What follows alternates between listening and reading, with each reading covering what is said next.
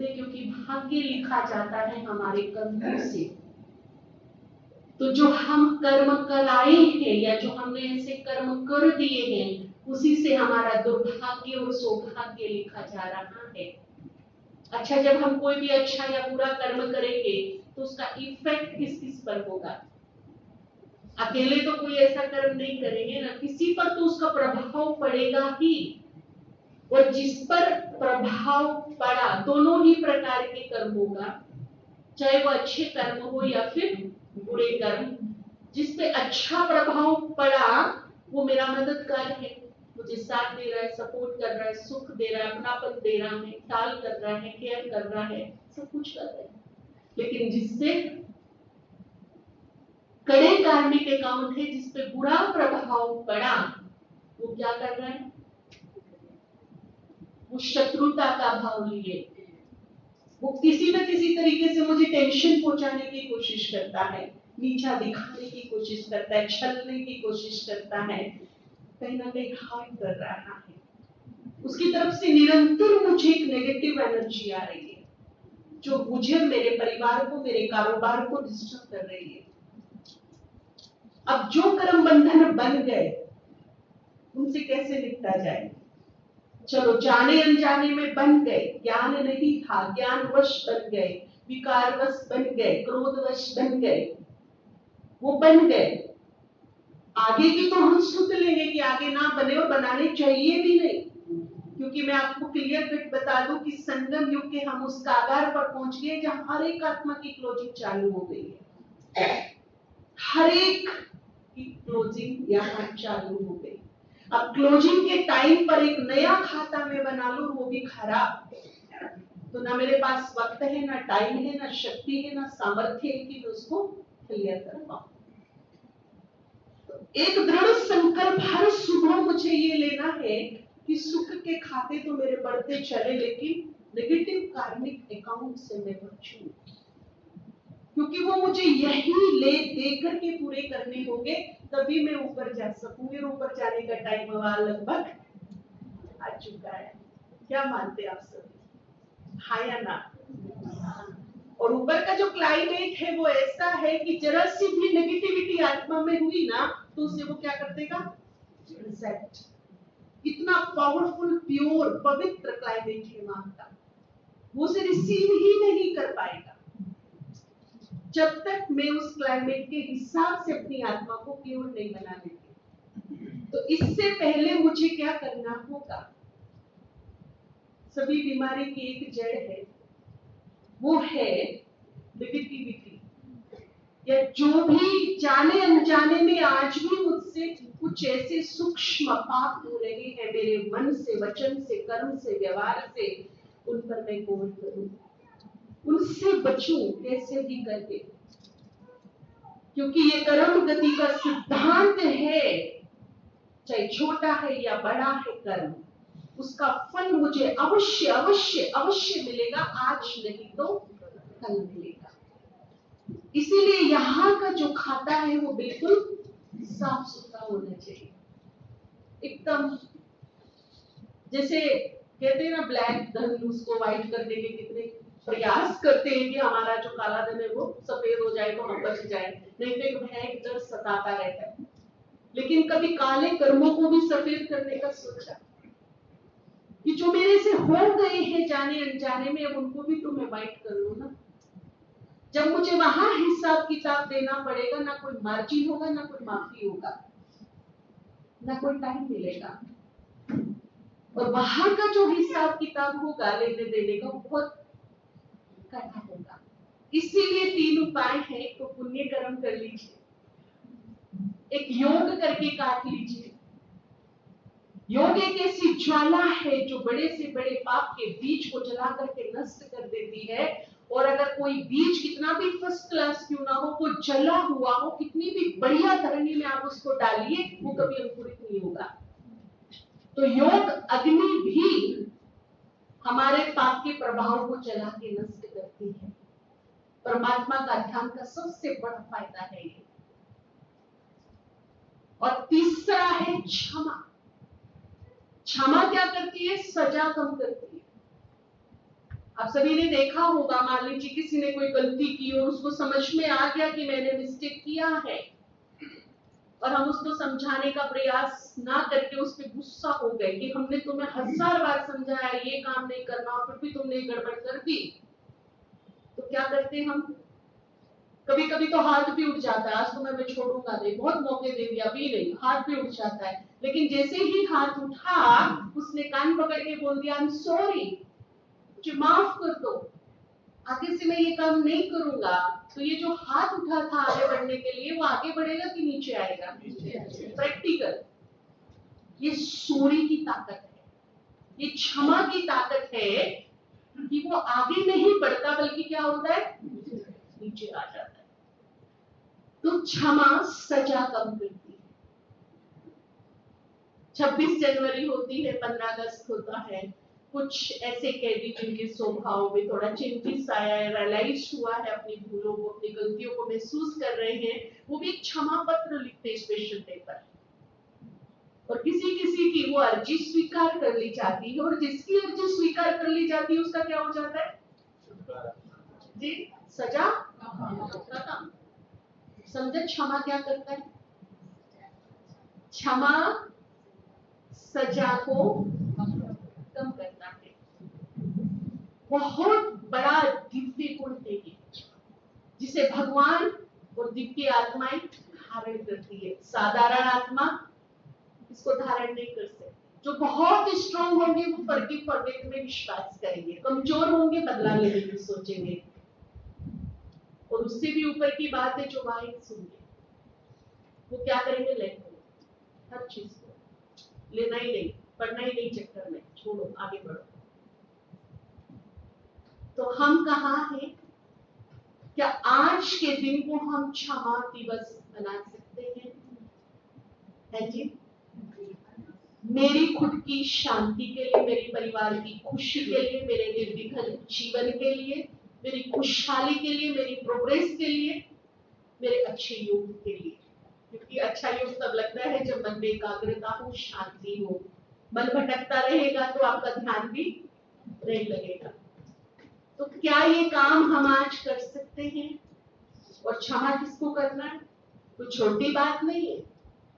चलो, पूर्व जन्म के लोगों को हम नहीं जानते हैं, उन्होंने क्या किया या हमने क्या किया उनके साथ में, उनको फॉरगिव फॉरगेट करना इजी है। परंतु इस जन्म में जिन्होंने बहुत तकलीफ दी है, कष्ट दिया है, नाम खराब किया है, बदनाम किया है, धोखा दिया है, छल कपट किया है, टेंशन दिया है, दुख दिया है, अब बारी है उनको क्षमा करने की। कर सकते हैं सच्चे हृदय से, स्व इच्छा से, मेरे कहने से नहीं। ये क्षमा सच्चे हृदय से और स्व इच्छा से होना चाहिए। जो समझते हैं कि हाँ हम ये काम कर सकते हैं आज, स्व इच्छा से वो हाथ उठाएंगे। सभी, कुछ है जो नहीं कर सकते, थोड़ी देर में सभी करेंगे, क्योंकि इससे बेस्ट उपाय मेरे पास कोई है ही नहीं। और मैं क्षमा करके उनके ऊपर उपकार नहीं कर रही हूँ, बल्कि अपने ऊपर कर रही हूँ। क्योंकि अब टाइम उलझने का नहीं, उलझने का वक्त नहीं है। आपको एयरपोर्ट पहुंचना है, टाइम लिमिटेड है, टैक्सी करके गए और वो आपको 50 रुपए के कारण घेरे हुए हैं, आर्ग्यूमेंट हो रही है, और आपको पता है कि लिमिटेड टाइम है, 5 मिनट भी मैं लेट हो गई तो फ्लाइट छूट जाएगी मेरी, क्या करेंगे? क्या करेंगे? आप 2000 का नुकसान, 4000 का नुकसान करेंगे क्या 50 रुपए के लिए? समझदार जो होगा वो फटाफट क्या करेगा? ले पकड़ और अपनी मंजिल पर पहुंचेगा। तो अब वही वक्त आ चुका है कि हमारे पास लिमिटेड टाइम है। अब उलझनों में उलझने का वक्त नहीं है। अपना रास्ता मुझे साफ करके फास्ट गति से आगे बढ़ना है। अगर ये टाइम हाथ से निकल गया तो कल्प की बाजी हाथ से निकल गई, समझ लीजिए। तो बुद्धिमत्ता क्या कहती है कि क्लोजिंग तो होगी, आत्मा उसी कंडीशन में आएगी जिस कंडीशन में वो आई थी। उसी कंडीशन में वो वापस जाएंगे और कोई दूसरा चारा नहीं है। तो क्यों ना मैं अपने ही तरीके से इग्नोर करूं और इनको कम करूं। हो सकता है कि नहीं हो सकता, लेकिन क्षमा के लिए कहावत है, कौन धारण करता है इस गुण को? लिखा रहता है ना, एक स्लोगन लिखा रहता है, किसका आभूषण है क्षमा? पढ़ा होगा ना आप लोगों ने बचपन में, हमने भी पढ़ा। किसका आभूषण है क्षमा? कमजोरों का, वीरों का आभूषण। जो शक्तिशाली आत्माएं हैं, स्ट्रोंग हैं और साथ में बुद्धिमान है, विवेकशील है, वो इस गुण को धारण करती है, इस गुण को अप्लाई करती है। लेकिन जो कमजोर है वो इस गुण को अपने आप में बड़ा भारी बोल देंगे, इसको हर एक कोई धारण नहीं कर सकता। तो बाबा के बच्चे कौन है? वो सर्वशक्तिवान है, तो फिर उसकी संतान कौन है? तो धारण कर सकते हैं कि नहीं कर सकते? कर सकते हैं ना, इस गुण को धारण कर सकते हैं। एक बार एक भक्त तपस्या कर रहे थे, प्रसन्न होकर भगवान ने दर्शन दिए, कहा पूछो क्या पूछना। तो भक्त ने प्रश्न पूछा कि तीनों लोगों में सबसे बड़ा दान कौन सा है?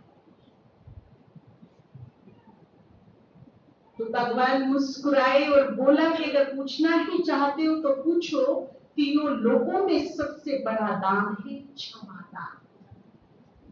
इससे बड़ा कोई दान, जिसने हमारा दिल दुखाया हो, आंसू गिराए हो, हम उसे माफ कर दे, इससे बड़ा कोई दान हो सकता है? मेरे पास एक पूरी चावल है, चलो उसमें से 2 कटोरी 1 किलो 2 किलो 5 किलो मैंने किसी को दे दिया, बड़ी बात नहीं है, बहुत इजी दान है।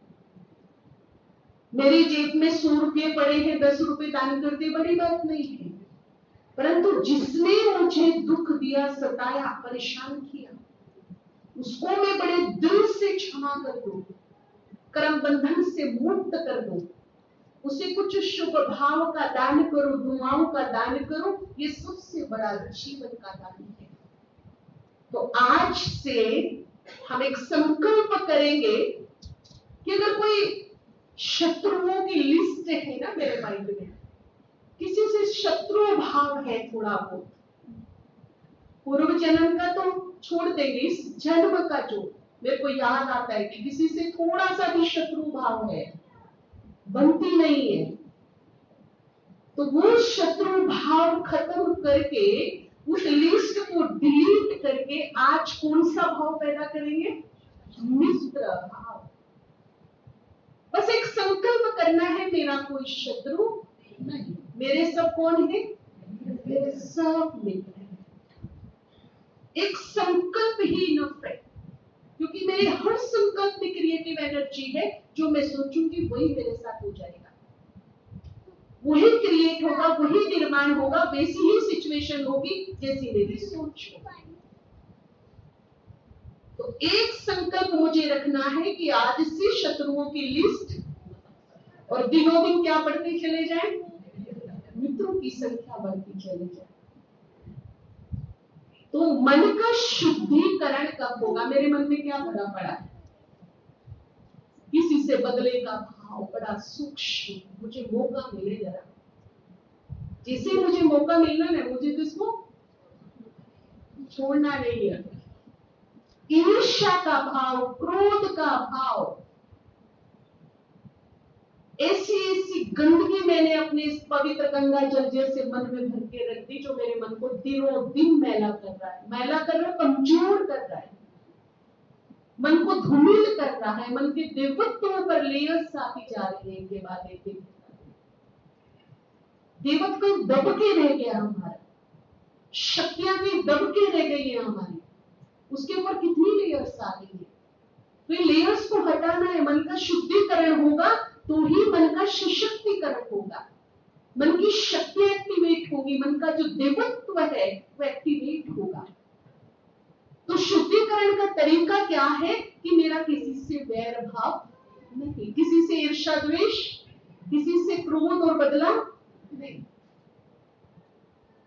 इतना स्वच्छ मन हो जाएगा इतना सुंदर मन हो जाएगा कि मुझे जीवन जीने का आनंद आ जाएगा। फिर मैं ये नहीं कहूंगी कि जीवन की गाड़ी चल रही है, फिर मैं कहूंगी मैं अपना जीवन भरपूर एंजॉय कर रही हूँ। क्योंकि यहां से अगर ठीक है ना तो फिर सब कुछ ठीक है, और यहां अगर गड़बड़ है तो सब कुछ ठीक होते हुए भी गड़बड़ है। तो इसलिए मुझे यहां से खुद को ठीक करना है, यहां से अपनी स्वच्छता रखनी है। तो क्षमा बहुत ही वैल्यूबल दिव्य गुण है।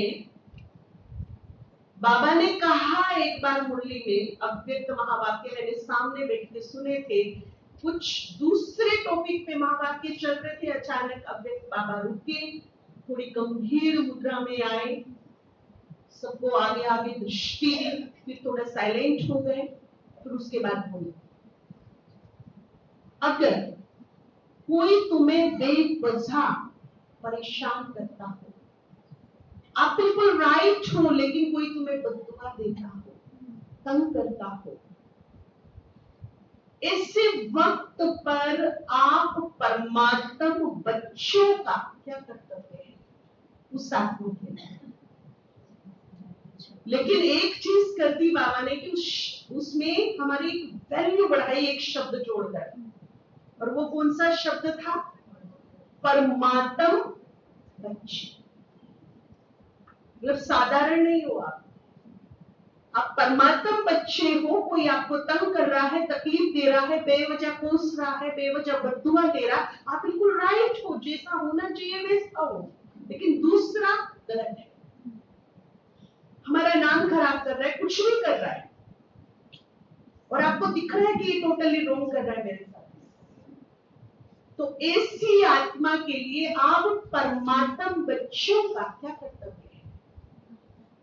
पूछा सबसे, तो ठीक से कोई जवाब नहीं दे पाए। तो बाबा ने बहुत अच्छी बात कही कि आप बाप जो कहता है वो करिए। तो बाबा ने कहा कि ऐसी आत्मा को क्षमा करके शुभ भावनाओं का दान दीजिए और बस छोड़ दीजिए बाबा के ऊपर। फिर बाबा जाने और वो आत्मा जाने, गलती क्या हो रही है कि हम जाने और वो जाने, बाबा को बीच में से हटा दिया। जब मैं सोचती हूँ कि मैं जानती हूँ इसको, ये कैसा है, मुझे कैसे ठीक करना है, मुझे कैसे लाइन पे लाना है, तो ऊपर वाला साक्षी हो जाता है, कर ले। और मैंने करके देख लिया इतना लंबा समय, कुछ हासिल हुआ? तो एक बार इन परमात्मा महावाक्यों को अप्लाई करके देखना कि इनमें दम कितना है, इसका रिजल्ट क्या है, इन महावाक्यों की ताकत क्या है। जब तक हम अप्लाई ही नहीं करेंगे तो हमें रिजल्ट नहीं मिलेगा, और जब तक रिजल्ट नहीं मिलेगा तो जो मेरा निश्चय, जो मेरा विश्वास होना चाहिए वो नहीं होगा। तो एक बार तो अप्लाई कीजिए, देखिए तो सही इस फार्मूले को आजमा करके कि क्या मिलता है। हम सुनकर बहुत अच्छा करते, लेकिन अप्लाई नहीं करते।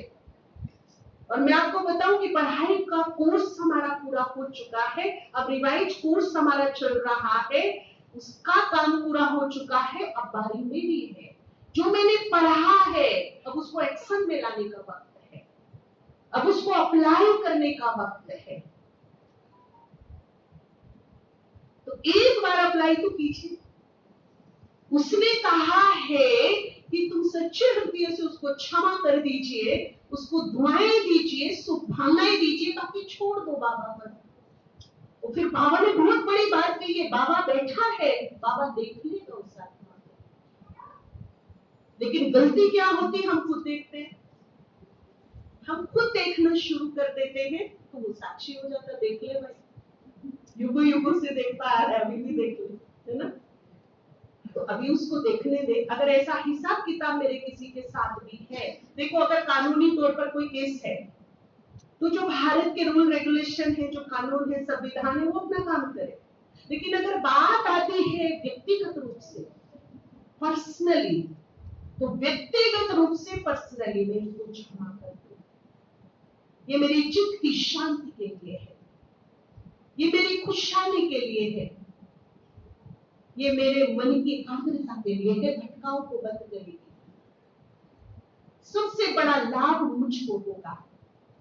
अच्छा ये बताइए, श्री कृष्ण को कौन कौन प्यार करते? किसी किसी पसंद है श्री कृष्ण? जी, कोई ऐसा है जिसको पसंद नहीं है श्री कृष्ण? है कोई? है ऐसा? कितना प्यारा लगता है, हमारा मस्तक अपने आप झुक जाता है उसके, अगर हम उसे गौर से देखें तो हम कितने उसमें आकर्षित हो जाते हैं, अट्रैक्ट हो जाते हैं, इतनी आकर्षित उसकी छवि है। और कहीं ना कहीं हम सबके मन में उनके लिए सम्मान है कि नहीं है? प्यार है। अब श्री कृष्ण ने तो शिशुपाल की कितनी गलतियां माफ की थी, हाँ? कितनी? तो हम उसके वंशज हैं, हम उसी के ही वंशज हैं। अगर वो 100 भूले माफ कर सकते तो मैं 10 नहीं? सोचिएगा, मैं उसी की ही वंशज हूं। वो 100 भूले क्षमा करने की ताकत रखते हैं तो मैं 10 नहीं अपनों की भूले क्षमा कर सकती हूँ। विचार कीजिएगा, आज अगर मैं उसकी वंशज हूं, मुझे प्यारा लगता है, उसका मेरा कोई रिश्ता है, उसका सम्मान मेरे मन में है, तो ये काम तो मेरा होना चाहिए। कोई ना कोई तो रिश्ता है मेरा उसके साथ में, ठीक है ना? यह सिर्फ बस अच्छा लगता है, लेकिन उसके कर्म अच्छे मुझे तब लगने चाहिए जब कुछ तो जो उसने किया वो मैं करूं, तो फिर मैं उसकी वंशज हूं। नहीं तो अगर मैं उसके अपोजिट काम करते जा रही हूं तो कहां से हो गई? फिर वो कितना भी अच्छा लगे, कोई वैल्यू नहीं है उसकी मेरे जीवन में। तो क्षमा करने से बड़ी अच्छी चीजें क्या होती? सबसे पहले तो हमारे मन का शुद्धिकरण होता है, कर्म बंधन हमारे काम होते हैं। वो क्या रहा है, जिनसे हमारे कड़े कर्म बंधन है ना, उन्हीं के साथ तो हमारे हिसाब किताब है, और वो दूर नहीं है। कभी कभी हमें कोई दूर भी मिल जाता है, एकदम अजनबी कोई आके दुख कष्ट देके चला जाता है, लेकिन मोस्टली क्या होता है कि वो मेरे आसपास ही है, जिन्हें मैं मेरा कहती हूँ। जो मेरे हैं ना, उन्हीं से मेरे कार्मिक अकाउंट है। यहाँ कोई लेने आया है और कोई देने आया है, जो मेरे हैं, जिनके बीच में मैं सदा रहती हूँ, जिनसे सदा मेरा मिलना जुलना रहता है, जिनसे जिसके अच्छे बुरे हिसाब किताब होते हैं, वही मेरे चारों तरफ है। कोई अच्छा लेने आया, कोई बुरा देने आया, और जिस दिन ये लेन देन का हिसाब किताब पूरा होता है, उस दिन उनका रास्ता इधर और मेरा रास्ता इधर होता है। कार्मिक अकाउंट कंप्लीट। ठीक बात है। फिर कहते हैं चल बसे, यहाँ पूरा हो गया हिसाब किताब, यहाँ से चल बसे, यही मृत्यु है। एक जगह से चलते हैं और दूसरी जगह जाकर बसते हैं, चल बसे, इसी का नाम मृत्यु है। एक जगह से चले, दूसरी जगह बसे। अब देखिए चल बसे वाले का क्या हाल होता है। एक जगह कार्मिक अकाउंट कंप्लीट, और जहां बसना है वहां स्टार्ट, बीच में वो खड़ा है। स्टार्ट वाले भी खींच रहे हैं, कंप्लीट वाले भी खींच रहे हैं, और उसका क्या हाल है बीच में? वो आगे भी जाना चाहता है, लेकिन पीछे वाले भी उसको छोड़ नहीं रहे हैं, तो मृत्यु कष्टदायी बन जाती है। इसीलिए बाबा मृत्यु से ऊपर मुक्ति देने आया है। मुक्ति सुखदायी है, कष्टदायी नहीं है। बंधनों से मुक्त जिस दिन आत्मा हो गई, उस दिन उसको क्या मिली? और अगर एक भी बंधन रहा तो मुक्ति नहीं, क्या प्राप्त होगी? मृत्यु, और वो खींचेगी। बंधन क्या करता है?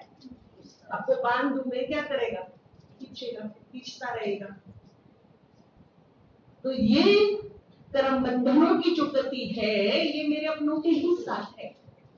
पीछे हम एक जगह गए असम में, तो एक बहन जो माता है, बहुत डिप्रेशन में, 4th स्टेज डिप्रेशन की, 11-12 साल से, बहुत महंगी ट्रीटमेंट, कम से कम 12 तो डॉक्टर चेंज कर लिए, कोई फर्क नहीं, दिनों दिन हालत और डाउन होती जा रही है। अब जैसे आधी पागल हो गई है, लंबा समय उसको पिल्स देकर इंजेक्शन देकर सुलाए रखते हैं। अभी कोई पूर्व का पुण्य जागा और किसी ने बताया उनके युगल को कि ब्रह्मा कुमारी में काफी हद तक डिप्रेशन ठीक हो जाता है, वहां जाएंगे। तो उनके घर वाले उनको लेकर के आए और लकीली का भाई जी उधर ही। तो बहन जी ने जब उनका हाल देखा तो वो ज्ञान सुनने के लायक नहीं थे। अब आप सोचिए, जो जिसके बाल बिखरे हो, जिसके कपड़े भी ऐसे हो, जिसके मुख से पानी निकल रहा हो, जिसे अपना ही पता ना हो, वो क्या सुनेगा? उसकी क्या समझ में आएगा? तो बहन जी तो होपलेस हो गई केस देख करके, क्या करें इसके लिए। तो अचानक जब पुण्य उदित होते हैं ना, तो रास्ते खुले हुए मिलते हैं, एक के बाद एक, एक के बाद एक के बाद रास्ता खुला हुआ मिलता है। तो उनको संकल्प आया क्यों ना इनको भाई जी से मिलाया जाए। तो भाई जी को मिलाया। अब भाई जी भी बड़े मुश्किल में आ गए कि तू सुनने के मूड में तो है नहीं है। तो उनके युगल को बुलाया और थोड़ा उनको बातों में लगाया, धीरे धीरे धीरे, नाम क्या, पता क्या, क्या करते हो, कहाँ से हो, क्या अच्छा लगता है, धीरे धीरे काउंसलिंग करना शुरू किया। उनका ध्येय था कि उनको 11-12 साल पीछे ले जाना कि इनके साथ ऐसा क्या हुआ है जो ये डिप्रेशन में चले गए। और थोड़ी ही देर में वो अपने मकसद में पूरे हो गए, उनको पूरे 11-12 साल पीछे ले गए। अब उसने अपनी कहानी अपनी जुबानी सुनाई। उसने कहा मेरे को 4 बेटी थी, 5वां बच्चा जब आने वाला था, जब गर्भ में उस आत्मा ने प्रवेश किया, तभी से उसकी नींद, चैन, खुशी खत्म, डिप्रेशन में आ गई। बच्चा पैदा हुआ बेटे के रूप में, अभी 4 बेटी ऑलरेडी है, एक बेटे की तमन्ना थी वो पूरी हो गई, बच्चा आ गया, सबको खुशी है। लेकिन जब उसकी माता को उसका बेटा दिखाया, वो इतनी इरिटेट हो गई, आउट ऑफ कंट्रोल। उसका हाथ उसे मारने के लिए उसके गले पे पहुंचा, उसको जान से मार, दांत ऐसे बीच लिए उसने, कौन सी दुश्मनी है जैसे, बड़ी मुश्किल से बच्चा बचाया। क्या था ये जी? पिछले जन्म के नेगेटिव कार्मिक अकाउंट आधे अधूरे जो रह गए थे, और भाग्य की विडंबना देखिए कि वो बच्चा बनकर लेने आए, छोड़ के भाग भी नहीं सकती, कहां जाएगी बच्चे को छोड़। और 11-12 साल में उसने कितनी बार ये हरकत की उसे मारने की। सारा परिवार, नाते रिश्ते सब बोले तो कैसी मां, कलयुग में भी गो माता नहीं हो सकती, तुम अपने कोख से जन्मे बच्चे को मारना चाहती। बस ये उसके डिप्रेशन का रीजन था। और इलाज किसका हो रहा था? इलाज किसका हो रहा था? ब्रेन का, डिप्रेशन का। लेकिन मूल जड़ क्या थी? मूल जड़ थी पूर्व जन्मों के। इसीलिए पता नहीं कब कहां किसके प्राण पक्के रूप जाए, कोई गारंटी नहीं है, मेरी भी नहीं है। अगले पल मेरे साथ क्या हो जाए, श्योरिटी है कोई श्योरिटी? चलते चलते, खाते खेलते, कब कहां क्या हो जाए कुछ कह नहीं सकते, हर पल अंतिम पल जैसा लगता है, कोई श्योरिटी नहीं। तो अब मेरी क्लोजिंग कैसी होनी चाहिए, खुद सोच लीजिए। जैसी बिगनिंग देखना चाहते हैं वैसी ही क्या होनी चाहिए, क्लोजिंग होनी चाहिए। अब चाहे मेरे अपने हैं या पराए हैं, जिस भी आत्मा के मैं संपर्क में आऊं, तो वो आत्मा जब मेरे से थोड़ा दूर हटे तो मुस्कुराती है, ये मेरा ध्येय, मेरा लक्ष्य, मेरा एम होना चाहिए। तो क्लोजिंग कैसी होगी? First class. अगर आंसू लेके निकले, टेंशन लेके निकले, नाराज होके निकले, कम से कम बाबा ने कहा 10% लोग ऐसे होंगे हमारी लाइफ में, उनके संस्कार ही इतने कड़े होंगे कि हम कुछ भी कर ले उनके लिए वो नहीं होंगे संतुष्ट, पर वो 10% ही होंगे, ज्यादा नहीं होंगे। और 90% को मैं कर सकती हूँ। तो कम से कम जो मेरे आसपास रहते हैं, जिनके मैं संपर्क में आती हूँ, चाहे बाहर है, अंदर है, आसपास है, अजनबी है, पराए हैं, अपने हैं, कोई भी है, एक पुरुषार्थ मुझे ये करना है कि जब दूर हटूं तो क्या हो चेहरे पे, तो क्लोजिंग कैसी होगी? मान लीजिए अभी मैं आपसे मिली, लेकिन बहुत खुश करके, बहुत खुश होके मैं आपसे मिलके चली और मेरे प्राण पखेरु उड़ गए, तो कैसी मेरी आपकी क्लोजिंग हुई? बिगिनिंग कैसी होगी नेक्स्ट जन्म में? और मान लीजिए मैं आपसे मिली और मिलते ही आर्ग्यूमेंट हो गई, सेकंड मुलाकात में फाइट हो गई, मैं भी चल बसी और पता लगा 10 दिन बाद आप भी चल बसे और दोनों पड़ोसी बने। अब 5 साल के बाद, 10 साल के बाद जब मेरा और आपका आमना सामना होगा तो कैसी बिगनिंग होगी? गले मिलेंगे क्या हम, या लाठी लेके इंतजार करेंगे जब जो रहा था ना पूरा करेंगे? कैसा होगा? अब ये माता के साथ प्रॉब्लम क्या था कि पूर्व जन्म में दोनों की फाइट हुई थी, क्लोजिंग गुड नहीं थी उनकी, आधी अधूरी इच्छाएं रह गई थी। उस बच्चे ने उसको कुछ कष्ट दिया, तकलीफ दी, दोनों का हिसाब किताब नेगेटिव था, हाथापाई पे बात पहुंची, गले तक बात पहुंची और चल बसे। वो थोड़ी लेट में आया, ये पहले बस गई, लेकिन आया उसकी कोख से, अब आधा अधूरा पूरा करेंगे। तू भी नहीं बच सकती, मैं भी नहीं बच सकता। तो जो मेरे आसपास है, जो मेरे है, उनसे ही मेरे ज्यादा हिसाब किताब है। तो अपनी क्लोजिंग, यहां से मुझे ये सच्ची घटना है, क्या सबक लेना है कि मेरी क्लोजिंग बेस्ट से बेस्ट होनी चाहिए हर आत्मा के साथ। किसी भी आत्मा के मन में मेरे प्रति नाराजगी, मेरा प्रयास होना चाहिए, मन से इंटेंशन ये होना चाहिए कि मैं बेस्ट से बेस्ट दूं सबको। एक स्माइल तो दो मुझसे।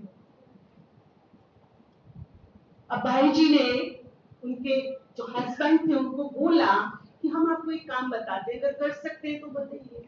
बोला क्या? कि जब ये बच्चा सोया हो, इसका अंतर्मन जगा हो, क्योंकि जो कुछ भरा है वो उसके सबकॉन्शियस माइंड में भरा है, और सबकॉन्शियस माइंड को क्लीन करना है। अब तो माइंड टू माइंड बात करनी है। जब ये सोया हो तो सबकॉन्शियस माइंड जगा होता है, बाह्य मन शांत होता है। तब इनसे कहिए कि अगर माथे पे हाथ रख सकती तो बहुत अच्छी बात है, नहीं तो थोड़ा सा ऊपर करवाइए आप इनसे, क्षमा दान दे पाएंगे।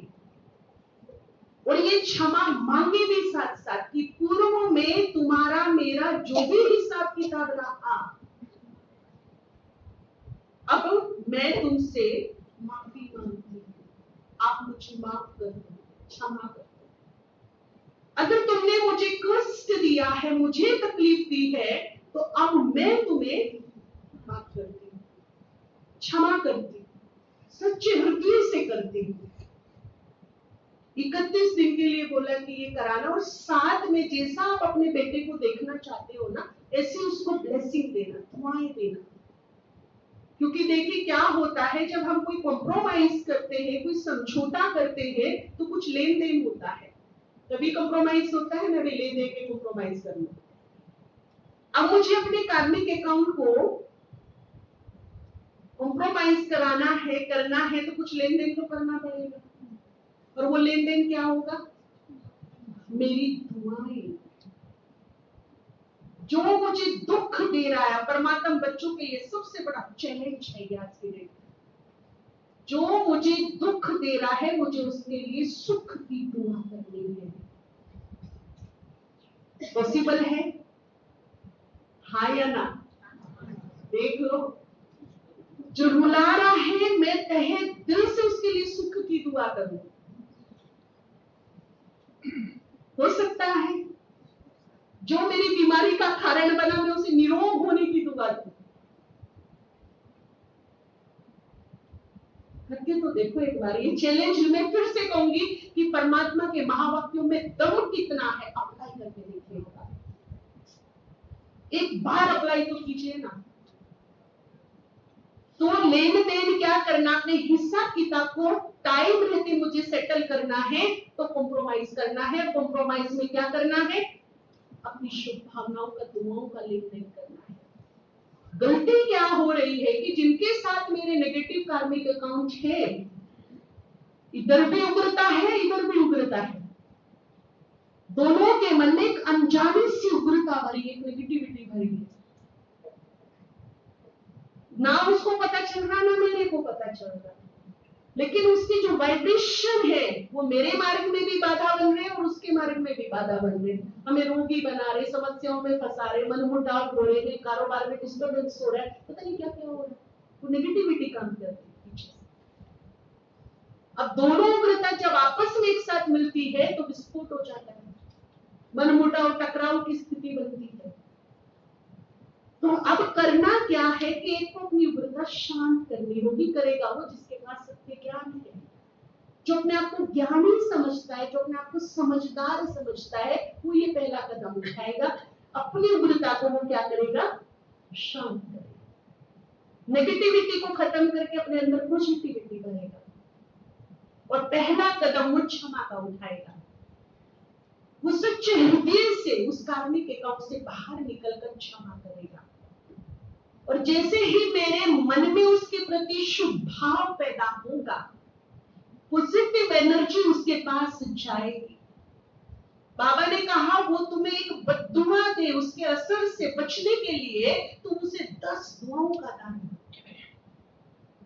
उसकी एक बद्दुआ तुम्हें प्रभावित ना कर सके, उससे बचने के लिए क्या करो? 10 दुआओं का दान दो। अब सोचिए, एक गुना रूप में इधर से एक नेगेटिव एनर्जी का फोर्स आ रहा है और इधर से मैंने क्या किया? 10 गुना रूप में एक पॉजिटिव एनर्जी का सोर्स भेजा।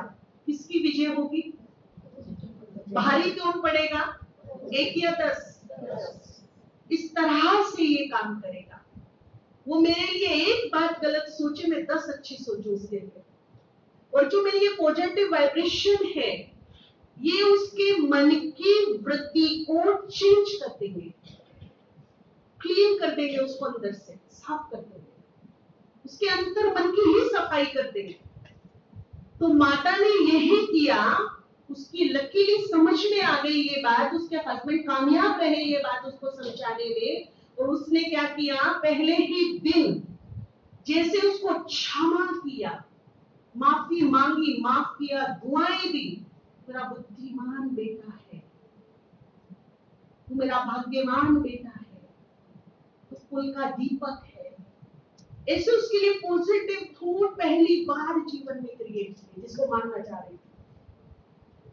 और उसके लिए मिरेकल ये हुआ कि जो 6 नींद की गोली लेकर भी नींद नहीं आती थी, लेट नाइट सोती थी, पहले ही दिन सबसे बड़ा चमत्कार हुआ कि बिना नींद की गोली लिए वो सो गई। पहला ही दिन का चमत्कार था। चित्त शांत हो गया, उग्रता शांत हो गई, अंतर्मन सेटल हो गया। अच्छा, फिर वहां से तो आ गए। अभी 25 दिन के बाद उसको शांति मन में देखा। बाबा मिलन में आई थी तो भाई जी से भी मिलने आई। अब उसके हाव भाव, उसका चेहरा, लेक्चरर थी वो, कभी सब बदल गया था। अब उसको देख के लग रहा था कि ये डिप्रेशन से बाहर आ गई। तो भाई जी ने पूछा क्या हाल चाल है? तो देखिए उसने क्या बोला, भाई जी 11 साल में 11 डॉक्टर बदले, कम से कम 11 लाख खर्च हो गए, मेरा डिप्रेशन ठीक नहीं हुआ, पर क्षमा और दुआओं ने 11 दिन में मेरा डिप्रेशन बिल्कुल ठीक कर दिया।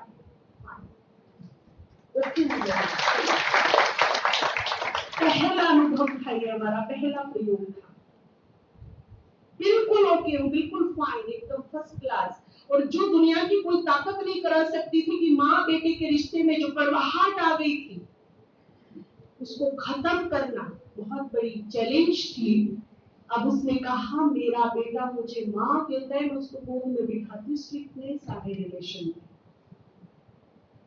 एक यहाँ मंडावली सेंटर है, मंडावली, वहां के एक सब सेंटर ने 21 दिन का प्रयोग किया है क्लास के बाद, और इतने सुंदर रिजल्ट आए। बहन मुझे बता रही थी कि तलाक के केस जो बड़े थे कोर्ट में, उनमें से एक ने शुरू किया, और आज वो गुड फ्रेंड बन के एक साथ में रह रहे, केस वापस आ गया, रिलेशन ठीक हो गया, बीमारियां ठीक हो गई। मनोरोग पे तो इतना जबरदस्त करता है जिनको नींद नहीं आती है, टेंशन है, डिप्रेशन है, उनसे क्षमा का कराया। कम है तो 1 महीना, ज्यादा बड़ा हिसाब किताब है तो 3 महीना कंटिन्यू 90 डेज लीजिए। रिजल्ट ना आए कि हो ही नहीं सकता, असंभव। परंतु कंडीशन क्या है? कंडीशन ये है कि जिससे मैं क्षमा कर रही हूं और जिससे मैं क्षमा मांग रही हूं, क्षमा कब कबूल होगी?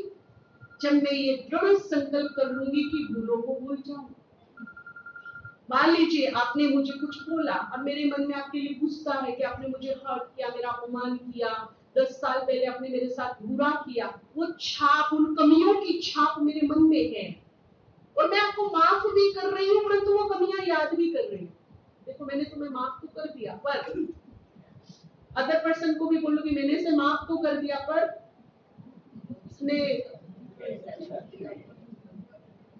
तो फिर ये प्रयोग सफल नहीं होगा सर।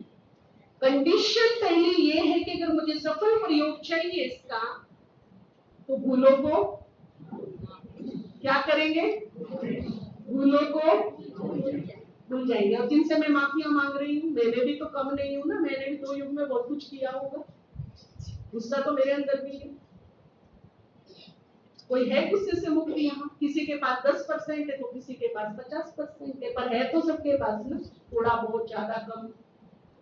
कुछ तो मेरे से भी गलतियां हुई होंगी, तो मुझे अपनी भूलों की भी सर झुकाकर एक्सेप्ट करके, स्वीकार करके, पर सदगुरु के सामने सच्चे हृदय से क्षमा मांगनी। मांग सकते हैं। और स्पेशल जो अगर मुझे शीघ्रता से बाहर निकला है, वो अपने कोई बहुत बीमार है, परेशान है, तकलीफ में है, कारोबार में बहुत डिस्टरबेंस है, बहुत ज्यादा विघ्न है, अगर मुझे उनसे बाहर निकलना है, वैसे तो पापा ने कहा क्षमा मामा काबू नहीं होती है, लेकिन एक दिन मुरली ने सीक्रेट खोल दिया। सीक्रेट ये था कि अमृत वेले का टाइम ऐसा है कि अगर बच्चे अपनी क्षमा की, अपना भूलों की क्षमा मांगे तो अमृत वेले मिल सकती है। अच्छा, अमृत वेले का क्या महत्व? अभी 3-4 दिन है, वो बताएंगे कि अमृत वेले कैसे मिलती है। अमृत वेले 3 महीना अगर हम नॉन स्टॉप बिना खंडित किए हुए कोई भी संकल्प यदि मुझे सिद्ध करना है, कोई भी बात को यदि अपनी शुभेच्छा को, अपनी कोई भी 3 महीने लगातार बिना खंडित किए जागती ज्योत बनकर, ये नहीं उठ के बैठ गए लेकिन झुक के भी मारती हूँ, जागती ज्योत बनकर अगर मैं करती हूँ तो 3 महीने में, 3 महीने से पहले आप देखेंगे कि रिजल्ट मिल रहे हैं।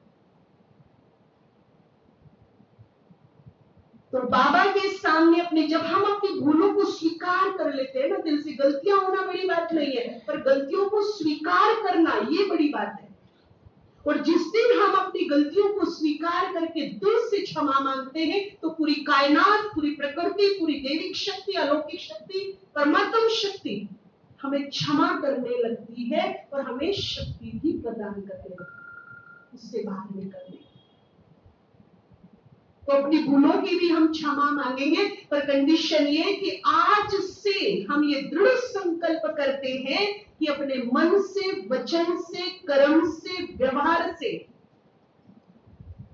अब किसी को दुख, तकलीफ, कष्ट नहीं देंगे। फिर मुझे क्षमा ना मिले ये हो नहीं, 100% क्षमा मिल जाएगी और मेरी आत्मा क्या होगी? कर्म बंधनों से मुक्त हो जाएगी। और फिर मृत्यु नहीं क्या प्राप्त होगी जी? क्या प्राप्त होगी? मुक्ति प्राप्त होगी। और मुक्ति को तो हम एंजॉय करेंगे। मुक्ति के लिए तो हम कामना करते, क्या क्या करते हैं मोक्ष के लिए? कितने कर्म कांड करते हैं जीते जी कि हमें मुक्ति मिले। क्यों करते हैं? क्योंकि मुक्ति सुखदायी है और मृत्यु कष्टदायी है, तकलीफ देने वाली है। तो आज करेंगे ये काम हम सभी। अभी बताइए कौन कौन तैयार है? अभी सभी तैयार है क्षमा करने के और क्षमा मांगने के लिए। तो अभी 3 मिनट हम अच्छा मेडिटेशन करेंगे और कैसे फॉरगिव फॉरगेट करना है एक तो हमें ये विश्वास हो कि हम जिससे भी मन से जुड़ते हैं, संकल्प से जुड़ते हैं, हमारे वाइब्रेशन, हमारे मन की फ्रिक्वेंसी वहां तक पहुंचती है। चाहे वो 7 समुंदर पार बैठा है, अगर हम उससे माइंड टू माइंड बात कर रहे हैं, या वो मेरे से अनजान भी है, लेकिन उसका मेरा कर्म बंधन है और मैंने संकल्प किया कि जिनसे भी मेरे कर्म बंधन है, तो वो आत्माएं मेरे संपर्क में आ जाएंगी और मेरे माइंड की जो फ्रिक्वेंसी है उनके माइंड तक पहुंचेगी। एक टेलीपैथी बनेगी हमारे बीच में, और यहाँ भी उग्रता धीरे धीरे शांत होगी और वहां भी होगी। 2 भाइयों में इतना शत्रुता भाव था कि दोनों एक दूसरे का चेहरा नहीं देखते थे, टेबल पे बैठ के खाना नहीं खाते थे। उसमें से एक ने ये प्रयोग शुरू किया, बिल्कुल प्रैक्टिकल, और दूसरे को टाइफाइड हो गया, वो एडमिट हो गया। ये प्रयोग जब उसने शुरू किया तो वो धीरे धीरे धीरे धीरे पोलाइट होना शुरू हो गया। जो उसकी खूब निंदा पर चिंतन करता था, अभी थोड़ी थोड़ी तारीफ करने लगा, रिजल्ट मिलने लगे थोड़े थोड़े। और फिर उस भाई ने उसकी इतनी सेवा की सच्चे हृदय से कि आज वो सबसे बेस्ट फ्रेंड बन चुके हैं। दोस्त बनाना ये बहुत बड़ी कमाई है। दुश्मन बनाई तो क्या बने, राह चलते बना लो, राह चलते दुश्मनी बोल ले लो। दुश्मन बनाना कोई बड़ी बात नहीं है, लेकिन दोस्त अर्जित करना, मित्र अर्जित करना, ये बड़ी बात है। तो आज से मेरी लिस्ट में कौन होंगे? सभी कर सकेंगे क्षमा, अगर उनका चेहरा सामने आया तो। एक ही काम करना है, जब भी उनका चेहरा सामने आए, कोई बात याद आए, उनको दुआ देनी है बस। इनका भला, ये सुखी रहे, खुश रहे, मेरी पॉजिटिविटी उन्हें पॉजिटिव बना देगी, मेरी दुआएं उनको चेंज कर देगी। क्योंकि बाबा ने कहा है कि बच्चे तेरी शुभ भावना में इतनी ताकत है जो पत्थर को भी पानी बना देगी। तुम्हें विश्वास रखो इन महावाक्यों पे। भगवान पे विश्वास मतलब भगवान के महावाक्यों पर और काम तब करेंगे जब अप्लाई करोगे, है ना। अब दवा रखी है सामने, बहुत अच्छी मेडिसिन है, पर मैं खाऊं ही नहीं तो उसका रिजल्ट क्या आएगा? हाँ अच्छी मेडिसिन है, अच्छी मेडिसिन है, पर वो अपना अच्छा रिजल्ट कब देगी? जब मैं उसको खाऊंगी। तो अभी सभी रिलैक्स होके बैठेंगे 3 मिनट।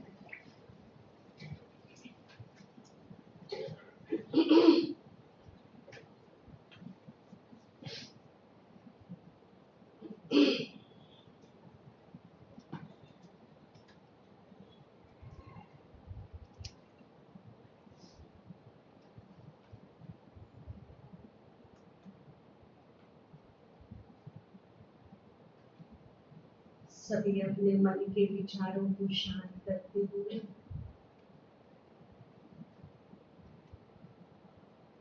सामने देखेंगे बाबा को सूक्ष्म,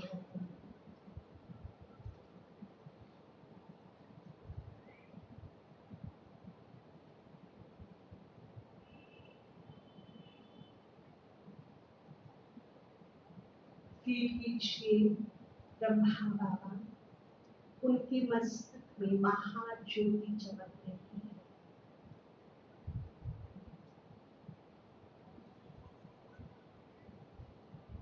शिव बाबा इन नेत्रों से मुझे कृपा दृष्टि कर रहे हैं।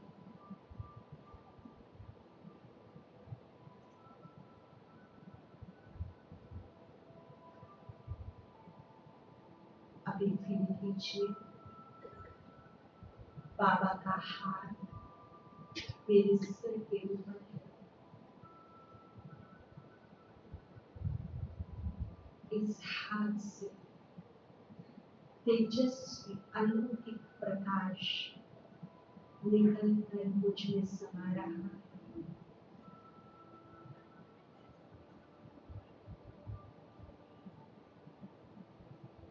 परमात्मा शक्ति के साथ साथ परमात्मा विल पावर मुझे प्राप्त हो रही है। शक्तिशाली एनर्जी को खुद में समाते हुए देखिए।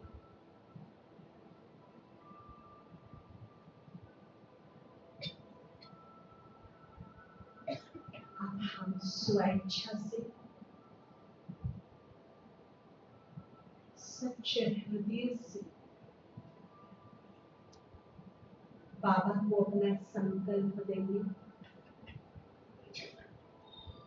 आज हम क्षमा दिवस मनाने आए हैं।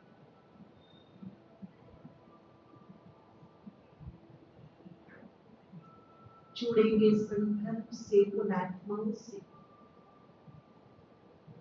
जिनसे मेरे कड़े हिसाब किताब है, चाहे वो इस जन्म से रिलेटेड है या पूर्व जन्मों से संबंधित है। अपने संकल्प से जुड़ेंगे।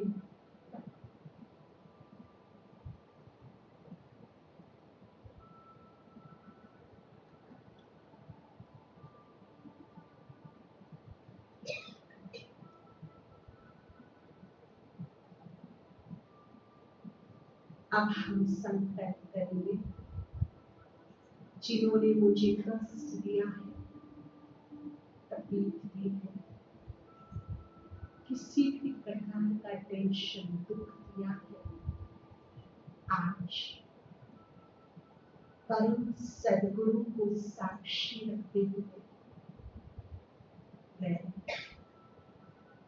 इन सबकी आत्माओं को स्वेच्छा से क्षमादान देती हूँ, माफ करती हूँ, मेरे क्षमा करती हूँ।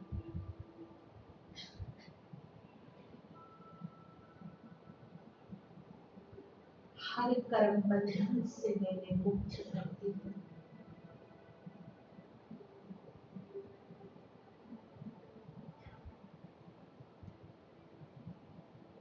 मैंने जिसको कष्ट तकलीफ दी है, किसी भी जन्म में दुख दिया हो, कष्ट दिया, छल कपट किया, मैं अपने परम सद्गुरु शिव बाबा के सामने सर झुकाकर अपनी भूलों को स्वीकार करती हूँ।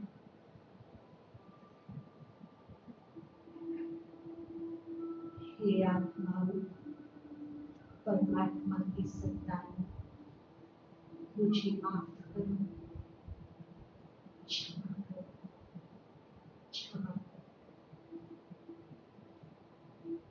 मैं दृढ़ संकल्प करती हूँ, पूरा प्रयास और कोशिश करूंगी कि मन, वचन, कर्म और व्यवहार से किसी को भी कष्ट या तकलीफ नहीं दूंगी।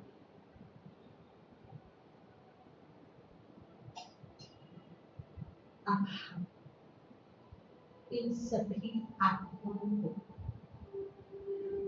दुआओं का दान करेंगे। फील कीजिए, एक एक दुआ एक एक लाइट के रूप में जा रही है और इन आत्माओं के अंदर समा रही है, फलीभूत हो रही है। हे आत्माओं, तुम जहां भी हो सदा सुखी रहो, सदा खुश रहो, सदा निरोग रहो। आप सभी को सद्विवेक प्राप्त हो, आप सभी के जीवन में खुशियां हो, सुख शांति स्मृति का वास हो। आप सबका भला हो, कल्याण हो, कल्याण, कल्याण।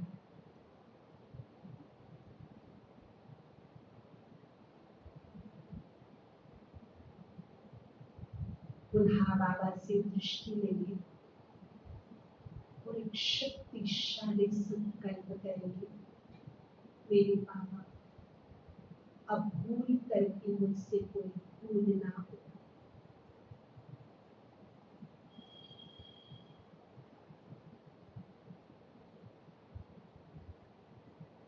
ओम शांति। ओम शांति।